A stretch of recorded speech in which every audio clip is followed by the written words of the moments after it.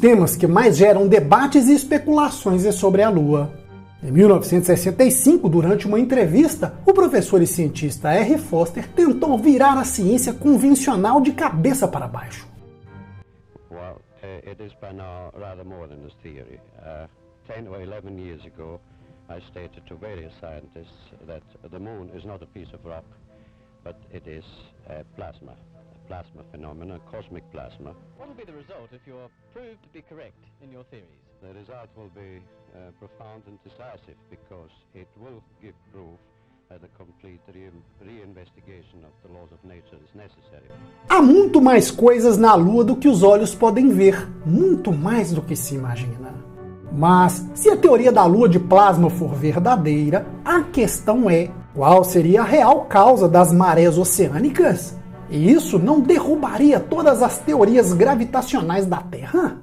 Como disse no início do vídeo, a Lua é um dos temas mais sensacionais e polêmico do campo dos mistérios, até porque existem aqueles que nem creem que o homem tenha pisado na Lua, nem antes ou agora.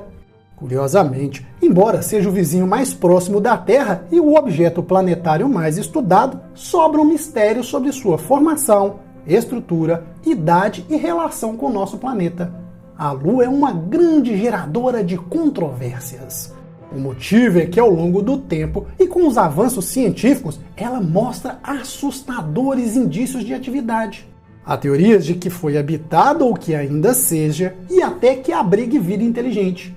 Suas estranhas estruturas parecem com grandes torres de transmissão e construções geométricas quase perfeitas. Tudo isso leva ao questionamento: será que seus construtores não teriam um vasto conhecimento matemático? Outro ponto curioso são os rastros no solo, como de veículos e máquinas usados para mineração em grande escala, aumentando ainda mais os mistérios. Entre os anos de 1966 e 1967, a NASA enviou 5 satélites orbitais muito sofisticados com o objetivo de circular e fotografar a superfície lunar. Armado com câmeras de última geração que conseguem ler uma bula de remédio a 2 km de distância, seu trabalho era selecionar potenciais locais de pouso para as naves tripuladas. E isso nos leva a uma história que ficou famosa, mas que é tida como teoria da conspiração. Se conta que, ao chegar do lado oculto da Lua, um desses satélites apresentou defeito quando pousou. No entanto, antes de ser destruído pelo impacto, surgiu uma base ocupada por veículos espaciais colossais. O mais interessante é que essa teoria da conspiração, em parte, foi confirmada em 2011, quando a NASA anunciou que encontraram o local da queda do orbitador lunar 2, porém, exatamente no lado escuro da Lua. Uma das partes mais enigmáticas sobre a Lua é onde reside a cratera chamada Aristarchus. Curiosamente, as fotos tiradas dessa área costumam ser publicadas manchadas ou totalmente brancas, ou seja, sem muitos detalhes. Tem características incomuns, uma vez que é quase circular, um tanto poligonal e com lados definidos. É responsável por quase a metade do número de fenômenos lunares transitórios, como as mudanças temporárias da coloração e, claro, tem sido uma fonte comprovada de emissão de gases. Tem uma estrutura simétrica, como de uma cúpula e um brilho azul metálico que ilumina a área a seu redor. Algo semelhante a algum tipo de energia de plasma emitido da cúpula. O mais incrível é que tanto a cúpula quanto o seu brilho azul metálico foram confirmados por vários pesquisadores independentes. Para uns, esse local é um reator de fusão, ou seja, uma máquina capaz de gerar energia elétrica. Outros acreditam que a máquina tenha finalidade diferente. Mas todos concordam que não seja uma formação natural. O mais estranho é que parece que alguém está ligando e desligando essa máquina. E Neil Armstrong também testemunhou esse estranho fenômeno.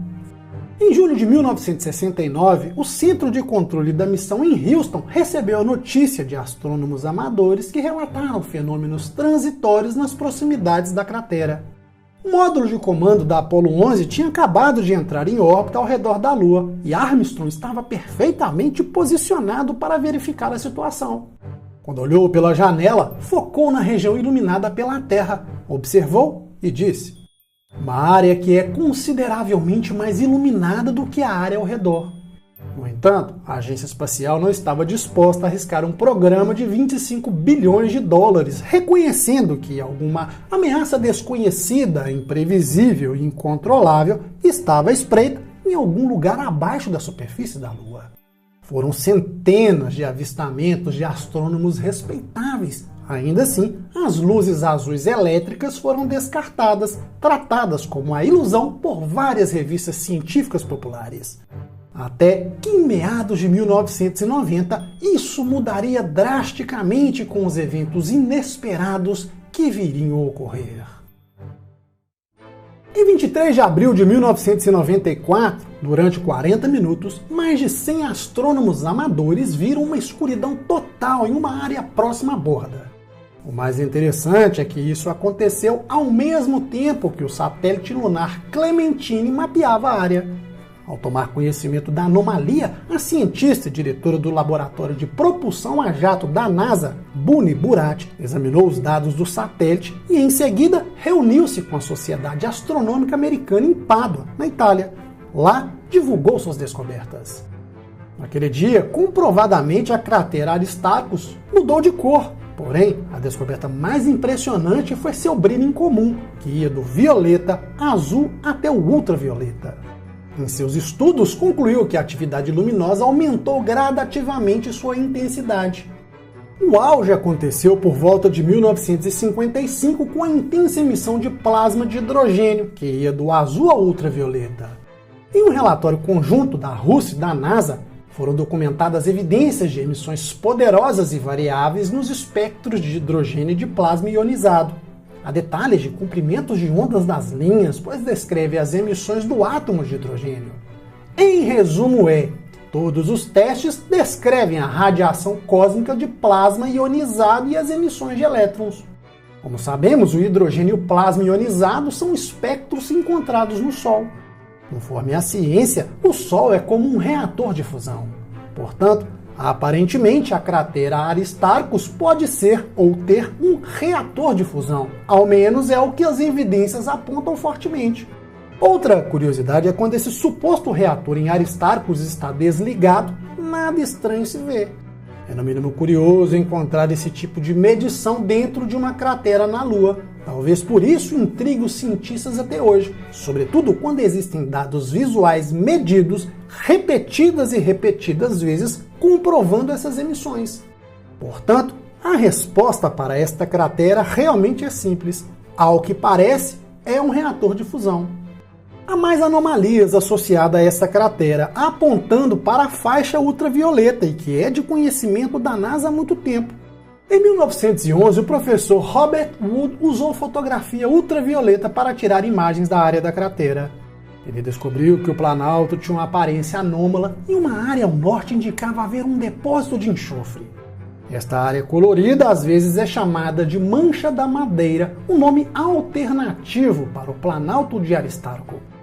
Ele encontrou grandes concentrações de imeonita, um mineral de óxido de titânio que poderia ser usado no futuro por um assentamento lunar para a extração de oxigênio. Como vimos, a Lua é repleta de mistérios. O interesse na Lua ganhou proporções inimagináveis quando o governo norte-americano decidiu utilizar meios não convencionais para desvendar seus segredos. Em 1975, recrutaram um homem chamado Ingo Swann para que realizasse uma operação altamente secreta. Em seu livro Penetração, a questão da telepatia extraterrestre e humana, o autor descreveu como o governo pediu que visualizasse algumas coordenadas na Lua.